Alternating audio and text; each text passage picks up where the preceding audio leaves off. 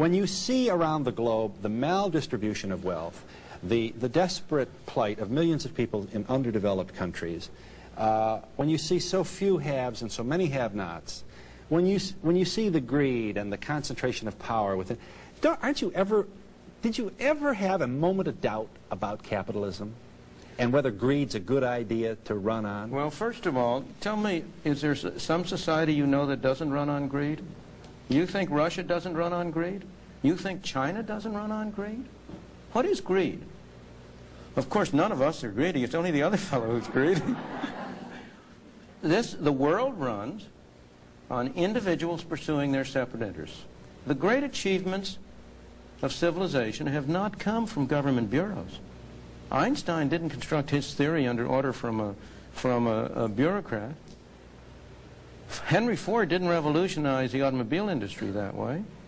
In the only cases in which the masses have escaped from the kind of grinding poverty you're talking about, the only cases in recorded history are where they have had capitalism and largely free trade. If you want to know where the masses are worst off, it's exactly in the kinds of societies that depart from that.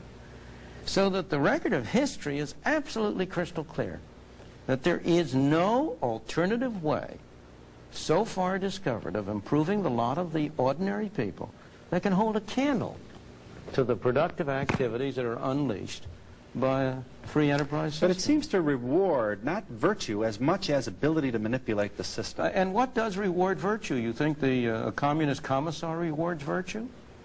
You think a Hitler rewards virtue? You think, excuse me, if you'll pardon me, do you think American presidents reward virtue? Do they choose their appointees on the basis of the virtue of the people appointed or on the basis of their political clout? Is it really true that political self-interest is nobler somehow than economic self-interest? You know, I think you're taking a lot of things for granted. And just tell me where in the world you find these angels who are going to organize society for us. Well, I don't even trust you to do that.